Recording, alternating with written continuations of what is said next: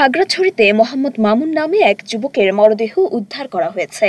বুধবার ভোরে পানখাইয়াপাড়া এলাকা থেকে তার মরদেহ উদ্ধার করা হয়। মৃত মামুন মধ্য শালবাগান এলাকার মৃত নূর নবীর ছেলে। পুলিশ ও স্থানীয় সূত্রে জানা যায়, মামুন শালবাগান নিজ এলাকায় কাঠের ফার্নিচারের ব্যবসা করেন। মামুন চুরির অপরাধে এর আগেও বেশ কয়েকবার জেল খেটেছেন। তার মরদেহের পাশে একটি মোটরসাইকেল পড়েছিল। গণপিটুনিতে তার মৃত্যু হয়েছে বলে ধারণা করা হচ্ছে। মামুনের মামা মোহাম্মদ নূর হোসেন ঢাকা পোস্টকে জানান,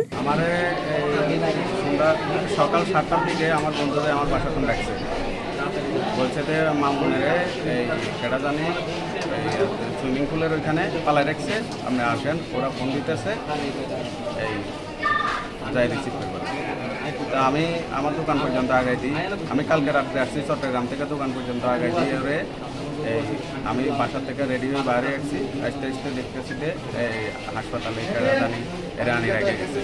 তো ফোন পাই, আমার পার্শ্ববর্তী দোকানদার ফোন দিছে আমাকে, ফোন পাই আমি হাসপাতালে আসে দেখতেছি যে এই অবস্থা। খাগড়াছড়ি সদর থানা পুলিশের ভারপ্রাপ্ত কর্মকর্তা আব্দুল বাতেন মৃধা ঢাকা পোস্টকে জানান, হাসপাতাল থেকে জানানো হয়েছে একজনের মরদেহ উদ্ধার করা হয়েছে। পুলিশ সুরতহাল রিপোর্ট তৈরি করেছে। তদন্ত সাপেক্ষে পরবর্তী আইনগত ব্যবস্থা গ্রহণ করা হবে। মরিয়ম মিম, ঢাকা পোস্ট।